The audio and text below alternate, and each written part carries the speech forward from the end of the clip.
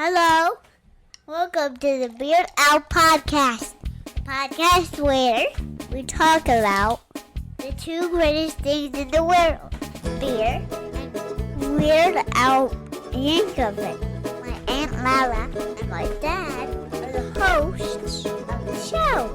Thanks for listening to the Beard Out Podcast, part of the Odd Pods Media Network. Stay weird and enjoy the show. This is Beer in Front. Every week I'll talk about a beer that maybe we've forgotten along the way while we get those check-ins and badges. Being the Chicago beer guy, I'll also talk about great craft beer in the city of Chicago. And remember, sometimes the beer in front of you is the best one yet. That's Beer in Front, part of the Odd Pods Media Network. And here we go. Well, hey, how are you doing? Have a seat. Have a drink. Boy, I can glad to see ya. What can you say? Where's Lala?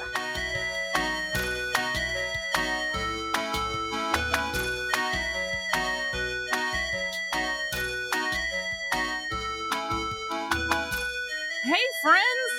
It's time for a very, very special episode of the Beard Owl Podcast. I don't have a can, so this is going to be very anticlimactic, but it's still the podcast where we talk about two of the greatest things in the world, beer. See, that was a bottle pop. Okay. And Weird Al. And my very special guest today is so very special. He's been here multiple times before, but it's been a hot minute, Tim. It really has. I think the last time I was on the show, so it probably would have been the trivia. Yeah. And yeah.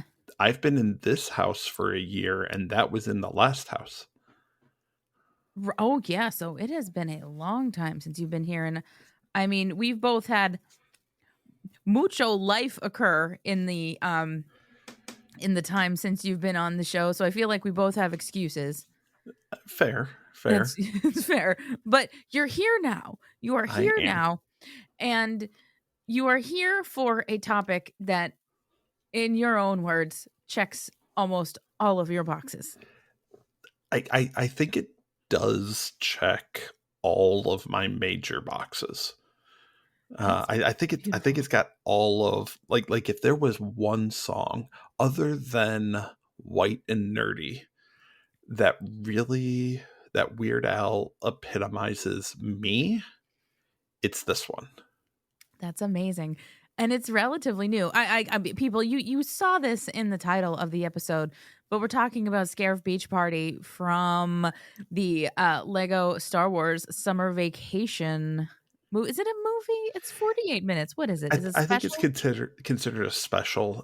It's kind of like a movie, like a lot of kids' movies are. It's you know, I don't think Land Before Time, like the first one, was a very long movie. That's true. I guess a movie for me needs to be at least an hour. We'll call this a movelet. Sure. or a special. It's okay. It's a special. And so I yeah, mean, go ahead. I think special's probably pretty accurate because the first one that they really did of these was the Lego Star Wars Holiday Special. Okay. So I would classify it as a special. Okay. And they did do kind of a nod to that when R2-D2 and C-3PO show up. We're on holiday, and they put on holiday sweaters, and they're like, it's not that kind of holiday. So, I mean, that's a cute little nod to the holiday special.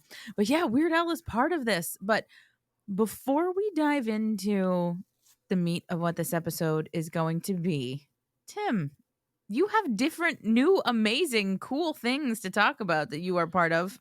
Tell us. Yeah, so I think last time that I was part of the show, I was still kind of doing the hometown crowd and marital tiffs thing, my sports podcast and my marriage podcast. Since then, those have been retired. and I have officially joined the Pub Trivia Experience and Boozy Bracketology podcast. Pub Trivia Experience is a standard trivia and drinking podcast with some of my really good friends, Mike and Chris and Jeff.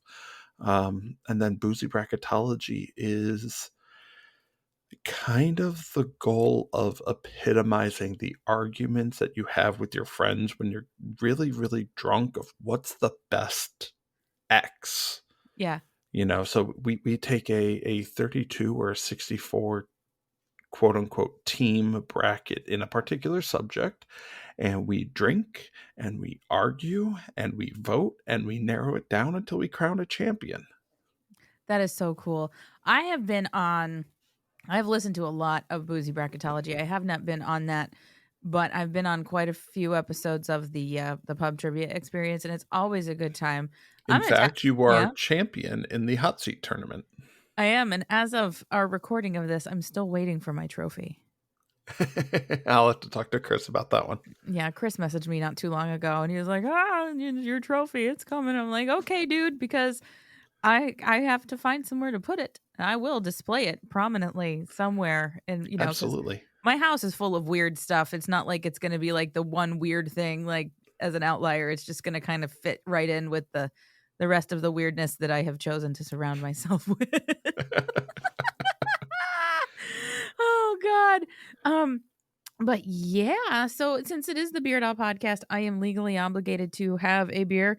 And I have from Lagunitas, which is just a good, solid standby brewery. Like you can't go wrong with Lagunitas. But it's their Maximus Colossal IPA, and it's 9% alcohol by volume. Okay. It's tasty. I've had it on the show a couple of times before. Russ and I actually had this when we did our episode with John about fat, because we were like, Maximus Colossal fat, and Russ told a little story on that episode. I don't know if you heard it or not, but this is just kind of Lauren being Lauren about that. And every time I have this beer now, I think about me doing that without thinking. We were in the liquor store, and I'm looking in the beer fridge for something to go with fat, and I see this, and it says Maximus Colossal, and I out loud in public said colossal because fat.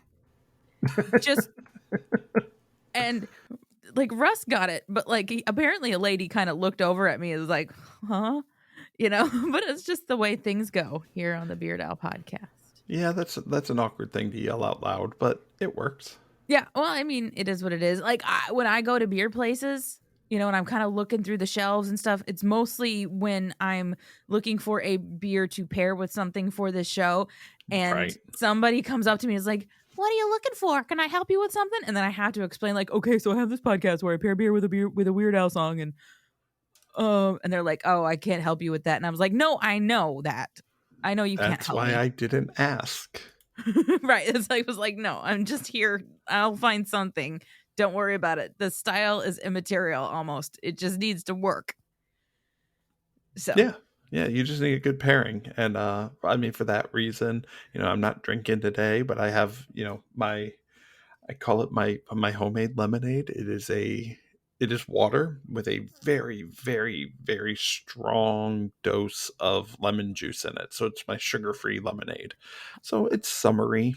It's good to go. yeah, I used to do that all the time. Like I love water with a lot of lemon in it. So I would be very down for that. Yeah, That's how I got through college. I think I end up putting like it's probably 3 parts water to 1 part lemon juice. Like I put a lot of lemon juice in there. That sounds about right, though. That's kind of what you want. Yeah, I enjoy it. I love it. Okay, let's get into this. Where do you want to start? I don't even know because there's a lot to unpack here. I remember when the Scarif Beach Party thing got announced, and like the Weird Al people all went kind of crazy, like, "Oh my God, Weird Al is part of Star Wars now. Weird Al is part of Star Wars now." And having the 2 Star Wars based songs that he has, and like how he closes every concert with Yoda, and it's such a big part of who Weird Al is and who his fan base is, I guess since you said that this is checking off all of your major boxes, I feel like you're probably the authority on answering this particular question. Does this mean that Weird Al is Star Wars canon now, or what? Okay. So that all depends on how you view canon. The official 100% answer is no, officially. But here's the thing about Star Wars.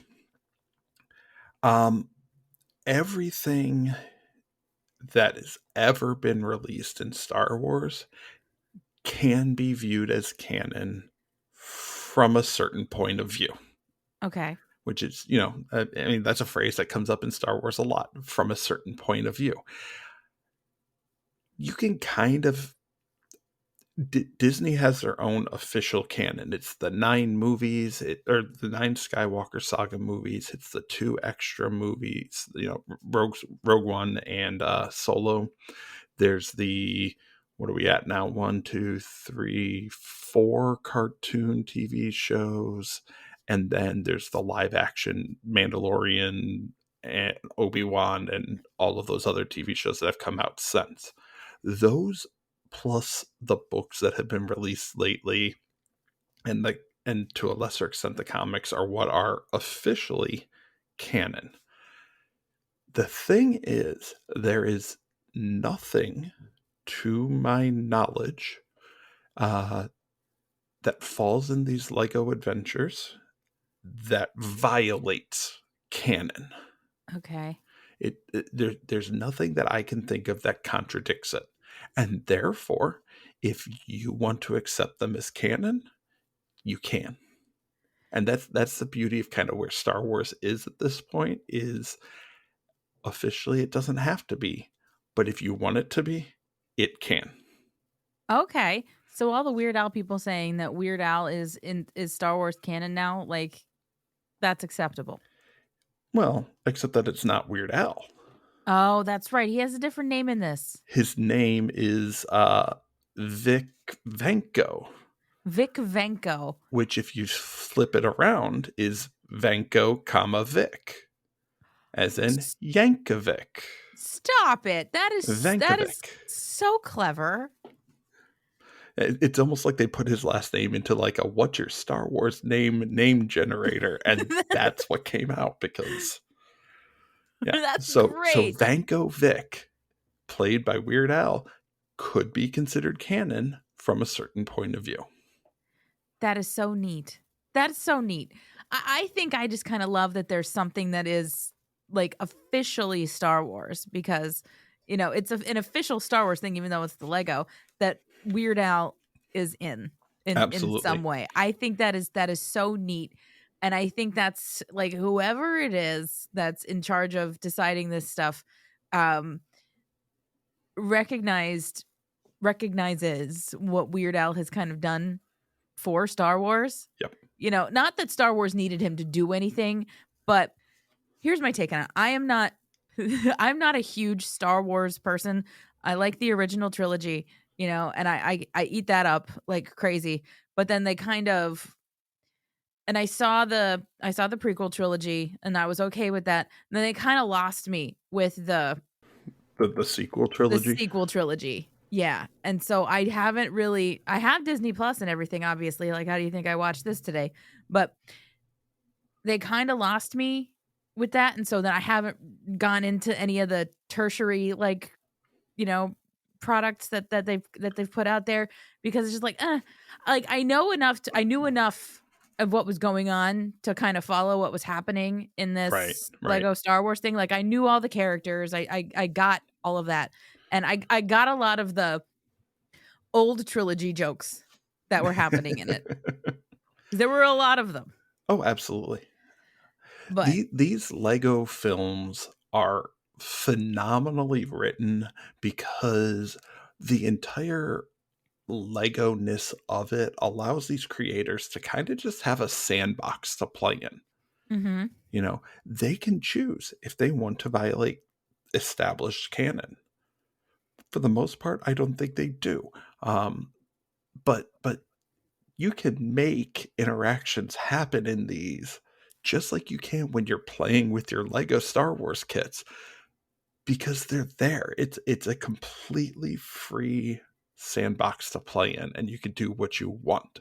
So one of the biggest things that they've done, and this plays into kind of the plot of this story, is they fixed the problem in which Finn was supposed to be force sensitive. And they made him a Jedi in the Lego Star Wars adventures. Yeah. There's nothing that says he can't be, because this is all post what has been released so far. So who knows what's in the future. He was supposed to be, but we won't get into the politics of that and why that didn't happen. But now he is in the Lego world. Yeah, because I love that point that you just made. Because like this is adults putting this story together, but they're playing with Legos. They're playing with their toys, and they're making the toys do the things that they wish would have happened or that they wanted to have happen. And it's based in what canon is, but it's kids using their imagination to just kind of play. It's like when my brother and I were kids, I had my Barbie dolls, he had his Teenage Mutant Ninja Turtles action figures, and we had a game that we literally called Turtle Barbie, where they where they existed in the same universe. So this is very much that. Yeah. Yep. So cool. So do we want to talk about what's going on in this movie that kind of leads to the establishment of Vic Vanko? I feel like we absolutely have to, because Okay. I full disclosure, and I didn't know what to expect going into this when I started watching it. I didn't know, like, I knew it was Scarif Beach Party, and I had seen the video clip of it from that. I didn't know how anybody got there, how any of this happened. I'm like, under what circumstances are Darth Vader and the Emperor on a beach to have all of this occur? But I love the way that it was set up. So Yep. this is your thing. So here's what's going on in the summer vacation. It is post Rise of Skywalker. The Emperor has been defeated. Kylo Ren has been defeated. Everything's good. And it's time for a vacation, right? Except the problem is that Finn has this idea of everybody doing everything together on this vacation, and everybody kind of just wants to go their separate ways and do their own separate thing. But this trip, first of all, takes place on the Halcyon. Now, for your average listener, the Halcyon probably doesn't mean a whole lot, but the Halcyon is the ship that is the setting for Disney just opened a completely immersive Star Wars. Officially, it's a hotel. Oh. Unofficially, they treat it like it's a cruise. You are confined to the Halcyon while you're on this trip, and there's all sorts of things to do on it. There's all sorts of interactive, like you're interacting with aliens, and like you are supposed to be on the Halcyon. Okay, so it's like 2 days, 2 nights. It's like $5,000. I don't know. It's something ridiculous. But it's this completely immersive experience. Like you are living in the Star Wars world for these 3 days and 2 nights. Wow. So that's the ship that they're on in this, is the Halcyon. So that's where we're at. And Finn's kind of down on the fact that everybody wants to be separate from him. So he goes to the bar, and it starts this. The only fair comparison is a Christmas Carol type adventure. Yeah. Oh, that makes sense. Okay. He's visited by 3 ghosts who show him just like what it means to have fun and be on vacation, and how maybe these trips don't go the way you think they are, but it's still okay, and you can still have fun in context. So the first ghost that visits him is Obi-Wan Kenobi, and he tells him a story that takes place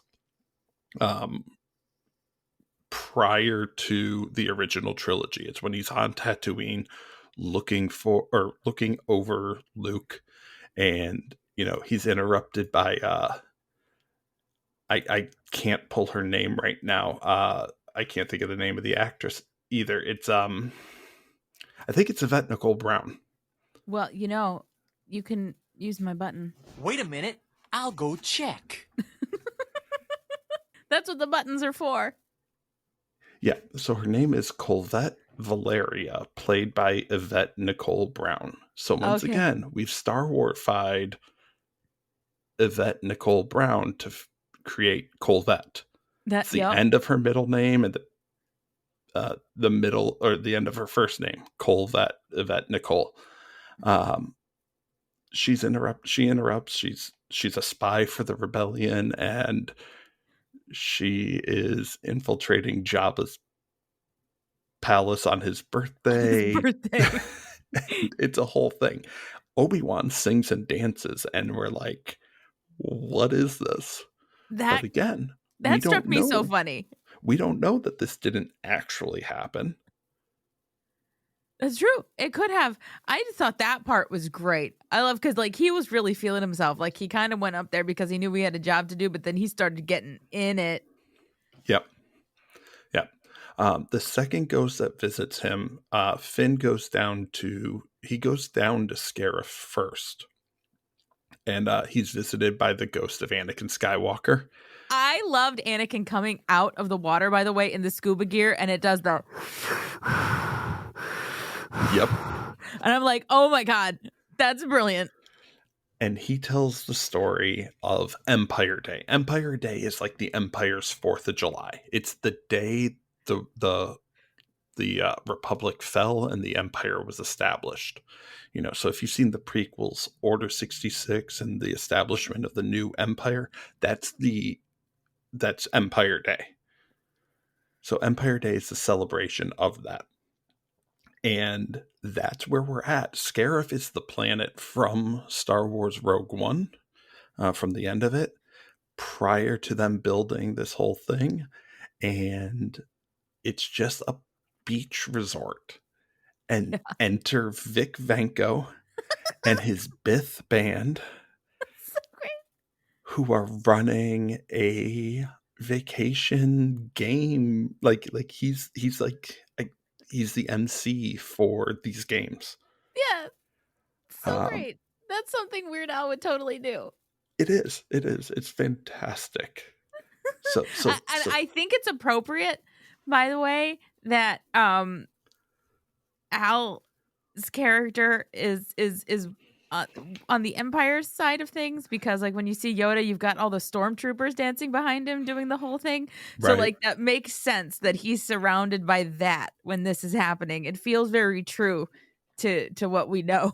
So that's where Scarif Beach Party comes in. It's on this planet, Scarif, that's destroyed in Rogue One. So we have a time frame for it, or at least it's wiped out. And it's just a ton of fun. This song is a bop. It's a bop. It slaps. Absolutely. I love this song so much. I love new Weird Al originals. I love this. I love the Captain Underpants theme. I love Now You Know from Weird the Al Yankovic Story. I kind of love right now how Weird Al is just doing new original songs that accompany other IPs. And I think that's so great, because we spent so much time hearing Weird Al do style parodies of other artists and doing parodies of other artists. But what is a true Weird Al original? We haven't really gotten a lot of that since his self-titled debut album, and he's grown over, the 40 years of doing that. And I kind of love knowing what is just in his head. If he were just putting music out, this is what it would sound like. And I think that it's so cool. I love everything he's put out. If I'm not mistaken, and I'll defer to you as the expert,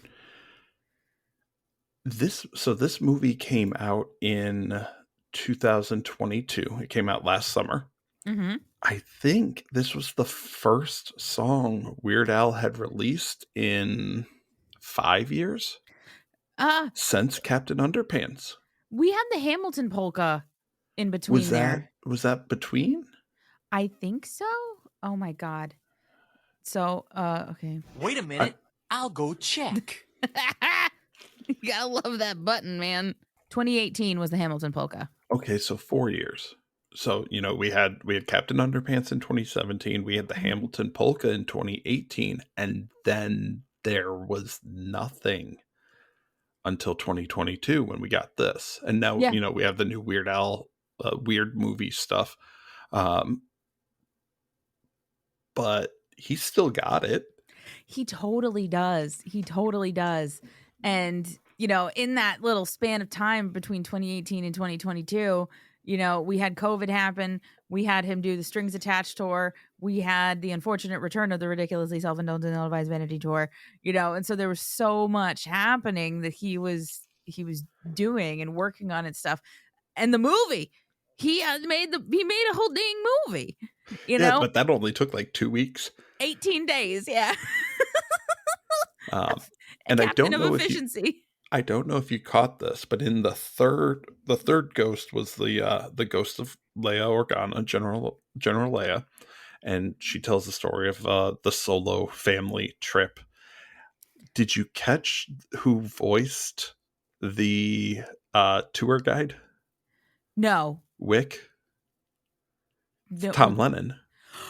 That's okay. That is so cool then. That's so cool then. Yeah, Oh, Wick I Cooper love was that. voiced by Tom Lennon. So, you get him in there, which is awesome. That's real neat. And I love these Legos because they bring back a great combination of the voice actors that have done these characters for so long, but they also bring back some of the live actors. Kelly Marie Tran came back to voice Rose. Billy D. Williams was the voice of Lando, but you also had Matt Lanter doing Anakin. He did Anakin for years, the voice of Anakin in the Clone Wars. Okay. So, they brought all of them back. So it's just a nice little mix of letting the live action actors and the voiceover actors kind of get to play together in That's this. so cool. That is so cool. That's so cool. And I hope I did definitely get a kick out of this. And this is probably lighting a fire under me to go back and watch more of these like Lego movies about. Yeah, this is the third one. They've done a Christmas one and they've done a Halloween one.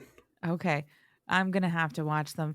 And like even about the other, intellectual properties that Lego has dipped its toe into here and there. I'm going to have to just do it because I loved the brand of humor that was happening here. And the brand of humor that occurs in the Lego movies also feels appropriate for Weird Al. Yes. It's rooted in pop culture that we're all comfortable with, but it's not making fun of it, but it's making light of it. Yes. And that is exactly what Weird Al does. And I love that he's part of this. And all right. Now, since we're talking Star Wars, Russ's son, Zach, came to visit recently and we went down to Disney and we did the Hollywood Studios and did the whole Star Wars. I'm very jealous because I have not been able to do that. And I probably won't until Riley's old enough. Well, I will tell you, the area is not huge. Okay. It's not big. So if you're going down there just to do the Star Wars part of it, have a fun 2 hours. And it is a pain in the butt to get on anything. Like we didn't even get on Rise of the Resistance because... Yeah, that one's very hard to get into. Very, very difficult. So we didn't get on that, but we did do Star Tours and Smuggler's Run. And Smuggler's Run was way more fun than I was expecting it to be. Do you know how the Smuggler's Run ride works? I don't. Okay. I've tried to avoid like I know if I really wanted to, I could go on YouTube and people have posted the whole thing and like I could experience it, but I've avoided that aspect of it. I'm not telling you exactly how it went. I'm just telling you it's a ton of fun, but you are in there. It's 6 people in a thing. And so you have 2 Right. pilots, 2 gunners, and 2 engineers. Right. Okay. And the way it got lined up, there was this mother and daughter who were the pilots. They were really not good in our group. But anyway, we still ended up doing fine. But the way we were lined up, I was with Zach, Russ's son, and we were going to be the gunners, and then Russ and then like a single rider were going to be the engineers. And I'm like, I looked at Russ and I was like, I'm too nervous to shoot things. I'm going to be an engineer, please. And so we switched spots before we got seated in the ship, and it was fine. But basically, it tells you what to do. And like when things light up, you have to listen and pay attention. It'll say like right engineer, like do this. And like there's buttons on a side panel and like you have to hit it and like do things and like it reacts to what you're doing. So That you can sounds ride awesome. it a ton of times and it's never going to be exactly the same.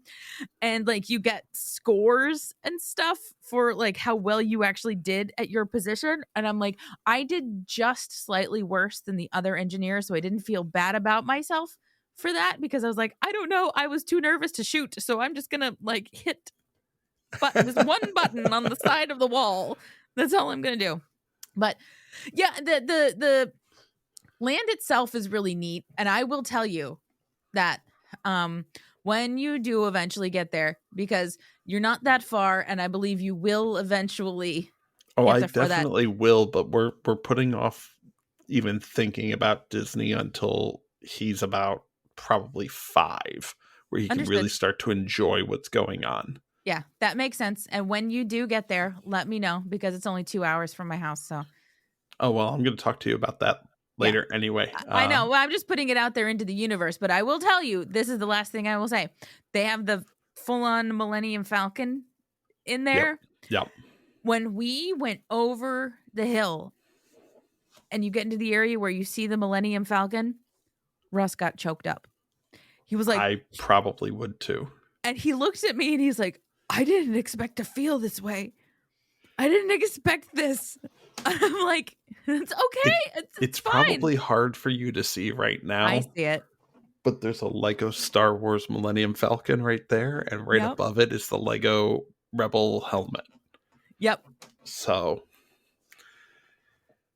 I mean, I love this stuff. Zach bought a helmet. He bought a freaking helmet.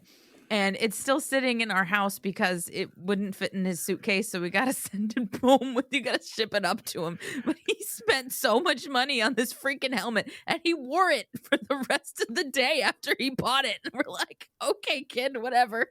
No fault found. No fault found at all. But it's like, I got ears and I forgot they were even on my head. But like, you can't forget that you're wearing this giant helmet. Yeah, the Star Wars world down there is it is on my bucket list, but it's either I have to try to experience it without my son, and I don't think I want to do that, so I think we're just going to put it off till I can experience it with him, because I'm dying to go there. I know. And I realize that this is a Weird Al podcast, but this is the Beard Al podcast. And this is one of our patented tangents where we kind of go off on a tangent about stuff that is semi-related, but also kind of not. And I'm going to make it even worse because Weird Al album. But by the time you do eventually get here, Super Nintendo World should be open. Yes. I am going to be the dumbest adult in Super Nintendo World. I can't even words about it. I am so excited about Super Nintendo World. Like, I'll probably poop as soon as I walk in the gate. I'm like, this is what I was born for. Give me Mario Kart now. So to bring it back to Weird Al, do it. This is actually the 4th foray between Weird Al and the Star Wars universe and the galaxy far, far away. Because there's a little known, never officially released cartoon that was made. I don't remember when it was made, but it was called Star Wars Detours. Okay. And in it Weird Al and Andy Richter voice bounty hunters. It was produced by Seth Green, and they never went to air. But it was a thing that had Weird Al in it, and the video leaked sometime during the pandemic. Like, you can find the episode, but it's the fourth crossover. So you had Yoda, you had The Saga Begins, you had Star Wars Detours, and now you have this. That's amazing. Wouldn't it be a kick in the pants if Weird Al really didn't like Star Wars? Oh, I don't think that's That's at not all. true. But like, that would be the most pandering of pandering, to be like, my fans are all nerds. I'm just going to do a whole bunch of Star Wars stuff till the end of time. Yeah, so it was released in it was created in probably 2011, because in 2020 Weird Al tweeted a link to a Reddit post that had the leak, and he said nearly a decade ago. That makes sense. That sounds about right. With Seth Green being around 2011, like, that tracks with a lot of stuff that Weird Al would have been doing then, because that's not far from the Comedy Bang Bang time Yeah. that he was on too. So that tracks. Yeah. So I mean, it was, like I said, it was never released, but it was pretty fun. That's so neat. I gotta track that down now. I feel like I'm slacking, but I'll tell you what, Weird Al is more places, I think, than anybody has kind of ever realized that he is, and it's almost impossible to keep up with. The man just never stops doing things that are so amazing. He And it's never like, stops, never stopping. I almost said that. I stopped myself from doing it, so I should have never stopped, never stopping. But yeah, I think that this was a lot of fun. And one thing that that Weird Al definitely does, and like he continues to do with this, is he bridges that gap between what his established fan base is and finding weird ways to pick up new fans. Yeah. In January, I had an almost 9-year-old on the show, and it's very interesting to see how he's gotten into Weird Al, and a lot of it's because of his dad, but he's picking up on things in the music also on his own. And so I think it's very smart of Weird Al to find ways to introduce himself to younger kids who can then go explore his backlog, because they may not get all the pop culture references that are happening, but they have people that they can ask, or they can just laugh at the silly stuff and not worry about the stuff that they're missing. Which is what this kid was doing. Beach Party is a great introduction piece because it is child friendly. And it is Legos, and it is animated, and it is all of these things that it probably won't be my kid's first introduction to Weird Al, but it'll probably be one of the first things that he gets introduced to, that he becomes aware of who Weird Al is. And not just, oh, it's that music daddy listens to. Right. And I think that's very smart parenting. And my brother's daughter is 4 now, and you can, I know, right? Oh, wow. Yeah. She turned 4 in December. She is 4 now, and you can point at Weird Al at like any form of Weird Al, young Weird Al with the glasses and the mustache, mid-range Weird Al, like just after the LASIK, current Weird Al where, he's older. You can point at a picture of Weird Al and she knows exactly who he is. I'll be like, hey, Cece, who's that? And she goes, oh, Weird Al. She knows. I got her the second Weird Al children's book for her birthday. We've got that one too. Okay, great. And, because she had started preschool, so like the whole teacher thing made sense to her at that point. So I was like, okay, I'll give this to her now. This is great. 2 days after her birthday party, after she had opened this book up in front of everybody, she's like, oh, cool. I'm still at my brother's house. And she pulls it over and she flips the book to the back to see the big picture of the author on the back. And she goes, now this is Weird Al Yankovic. Like she's telling you, like she's introducing telling me you who Weird Al Yankovic is. And I'm like, oh yeah, he's the best. And Tim, that's your goal. That is your goal. I know I'm preaching to the choir here with that, but man, and she was very excited about it too. She was like, look, this is Weird Al Yankovic. And she's like teaching me about him. And you want to send your child out in the world to teach other people about Weird Al Yankovic so that he absolutely can carry on forever. But he's doing a great job himself with stuff like Scarif Beach Party in this Star Wars Lego movie. And Special. honestly, Star Wars Lego has been some of the most fun that I have encountered Star Wars in a long time. Like, don't get me wrong, I love everything just about that Disney has put out. My favorite Star Wars movie is a modern era movie. Interesting.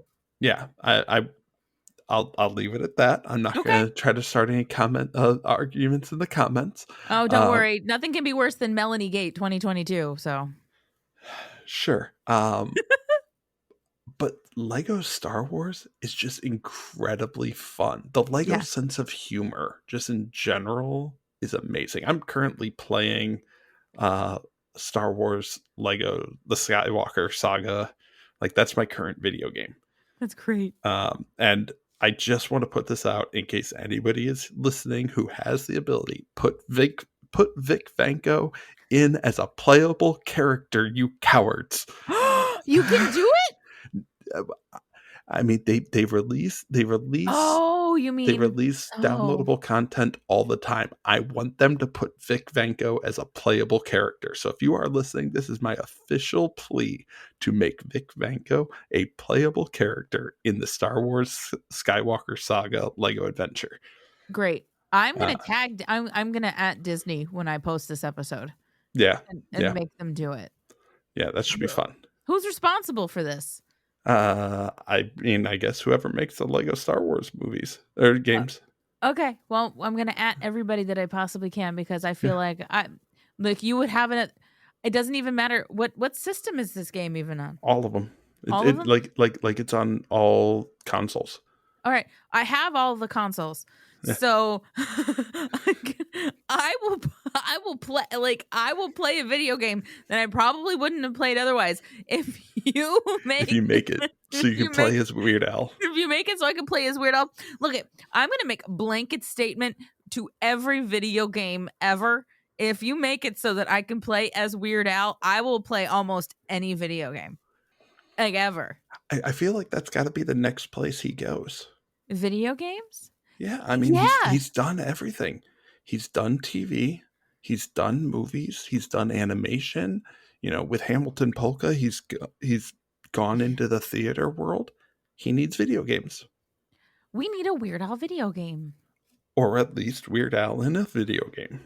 People do it. Like, I don't know if you've seen like the WWE video games, and people have created characters that look almost exactly like Weird Al. They like wrestle with them. It's ridiculous. But I want it like officially sanctioned by somebody putting a video game out. Yeah, like, no, you can be Weird Al. It needs to be officially part of the game. Well, did you watch the soccer football movie? I haven't yet. You should. This is all I'm saying. And well, no, this is not all I'm saying. We did do an episode on it, and I will say it is not great, but it's awesome, if that makes sense. Okay. It's terrible, but amazing. And the reason I'm going there with this is because there's a bit in it where Weird Al's character like has to flee an area, and it's Weird Al, and he goes grappling accordion, and he shoots the accordion off, and like he uses that to like get out of the room. And I feel like if you had Weird Al as a character in a video game, he could have a grappling accordion. Like, that's a thing that could happen. Yeah, I mean, you could do whatever. This is beautiful. But I want Vic Vanko as a playable character. You want Vic Vanko as a playable character, and I feel like should I start a change.org petition? I'll sign it. I know you'll sign it. I'd probably get a bunch of people to sign it, and then everybody would buy the video game. Nobody could lose. Yeah, I mean, it's a win-win. Can't be that much effort to put him in. No. I mean, he already exists. So in Lego form, you just have to put it in. Plug it into the code. Yeah. I hope that makes sense. And it wouldn't even be the first time that they've put stuff from those Lego specials into this game, because you can play as holiday special C-3PO. You can do all of that stuff. So give me Vic Vanko. That's all I ask. I'm a simple man to please. He's not asking for much. Just put Vic Vanko in the video game. That's all. That's all we ask for. That's beautiful. That's beautiful. Oh, Tim, do you think we have covered Scarif Beach Party enough for you? Is there anything you wanted to talk about as far as the song itself goes, other than the fact that it's a bop and it slaps, which is true? I mean, I feel like we actually haven't talked about the song itself. We really haven't talked about the song itself all that much, but it's kind of it's there and it's solid. There's just, like there's nothing super clever in the lyrics or anything. There's nothing to point to. It's just, it's fun. And it's serving its purpose. Weird Al opening with some steel drums and going into just like it is. Weird Al has written an amazing summer song. It's just got that summer beach vibe. It does. It belongs on your summer song playlist, people. I realize that this is the dead of winter, but if you're thinking about your summer songs playlist, consider Scarif Beach Party along with Buy Me a Condo. And other some such Weird Al songs. That's it. I got a new idea for a playlist. Weird Al summer songs. I approve. Yeah, I'll put that out there into the world. But yeah, it's solid. It's like you were saying, it's doing exactly what it needs to do for the movie, and it's super solid. Weird Al still has it. I feel like more movies would be made better if they had Weird Al do a song in them, even if we didn't know it. All movies would be made better, not more movies. All movies. All movies. I mean, and the man has proven that he can do it all. You've got Nature Trail to Hell, so you need him to score your horror movie? Done. You need him to score your romantic comedy. If that isn't love, done. Like, any genre you need, he can do it. So absolutely. Let Weird Al do a song for every movie that ever comes out from now until he can no longer do it. Thank you. Co-signed. Huzzah! Now, I've manifested a lot of things on this show, but I don't think that's actually going to come true. Probably not. A girl can dream, Tim. A girl can dream. Weird Al only has so many hours in the day. I know, and he's got a wife, and he's got a kid in college, and he's got things that he needs to do, and he needs to tour, and blah, blah, blah, blah, blah. But, I just want him to write a whole bunch of movie songs. I want him to win a freaking Oscar. And I'm mad about the fact that Weird the Al Yankovic Story never got a proper theatrical release, so it's ineligible. Because it's been nominated for so many other things. Yeah. Other, more minor, awards for, a lot of the made-for-TV kind of things. It's being nominated for stuff. It would have gotten a nod for something if it had gotten just even, the most minimal proper theatrical release. And I'm a little salty about it, but I'm hoping this means something for the future. It's annoying that and I'm fully in support of this, but Netflix shows can be nominated for Emmys. Why can't streaming movies be nominated for Oscars? Yeah, I don't know. It doesn't make sense to me. No, I feel like rules have to change somewhere in the advent of all these streaming services. For what's eligible for what. I feel like the technology has outpaced the rules. And this is just, I want it to win everything it's eligible for. And I think that would be great. That would be awesome. So I guess here, Tim, nearing the end here. Do you want to plug all your fun stuff again? Yeah. So, I mean, you can find us. You can find me and Chris and Mike and Jeff on the Pub Trivia Experience and Boozy Bracketology. PTEBB.com for all that information. Check us out anywhere you find your podcasts, Pub Trivia Experience and Boozy Bracketology. It's 2 separate podcasts. You can join our Discord if you want to just have some random trivia and arguments and whatever at ptebb.com/Discord. And that's really the easiest way to connect with us. It's been a whole lot of fun. Yeah, it has been a whole. I am in that Discord. I lurk mostly. Every once in a while, something makes me want to chime in. And so I do. I feel like if I did more than lurk, it would take over my life. I could see that. I've got a lot going on. I can't have that whole Discord take over my life. But it would. There's a lot of fun. I have like certain channels that I pay attention to more than others because I'm like, okay, if I'm going to chime in somewhere, it's going to be on this, or this. So those are the ones I keep up with the most. But yeah, there's a lot going on. If there's basically a channel for almost anything that you could possibly want, I have a feeling I'll be promoting this one on the self-promotion channel in the booth in the Discord. I can't imagine. Only if I don't beat you to it first. I'm going to set an alarm for 3 a.m. that day. Okay, No. you win. No, I will not do that. But yeah, so yeah, fine. If you've enjoyed Tim on the show before and now, and you want to hear one of the podcasts where I am the reigning fast seat tournament champion. Hot seat tournament champion. Hot seat turn. I don't even know what seat I'm sitting in anymore. Is it fast? Is it hot? All I know is the trivia is fast. So the seat is hot. It's a hot seat, fast trivia. But yeah, I don't, Tim, I'm going to be completely honest with you. I don't know how I won that. I mean, you have the knowledge. Apparently, there is more in my brain hole than I thought there was. I mean, you emerged victorious from a very difficult bracket of people. Like, we had Jeopardy champions in there. I know that. And how did I don't know how I won, Tim. You got to give yourself more credit. I guess. Well, I will tell you this, and I said it on the show. Superstition won the day. Right, because didn't you drink like tea or something? Yellowtail Shiraz was my red wine. That's right. Yep. Wine.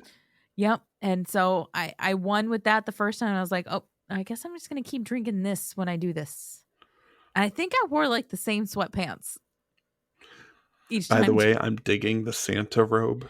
Thanks. And I don't even care that it's like far too late for it. It is the coziest thing that I own, and I'm not gonna give it up until it's too warm to wear it.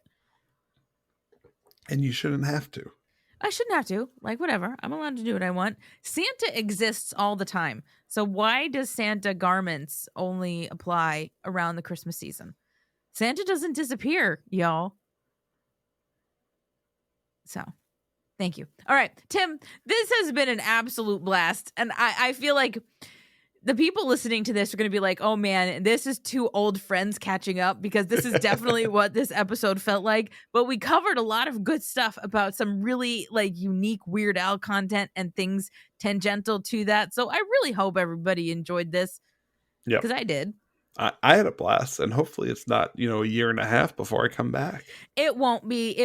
I've got, you're welcome back anytime. It works for our schedules and, all this, that, and the other. So yeah, it won't be that long again, Tim. I promise you. I'm going to figure out something cool to make things happen sooner. I've got ideas cooking in the old noodle.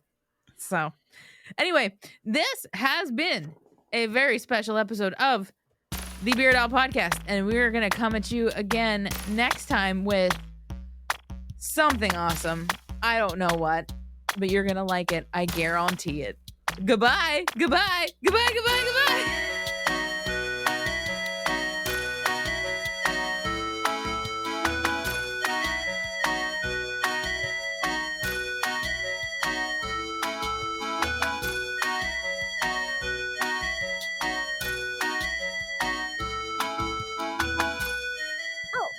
1.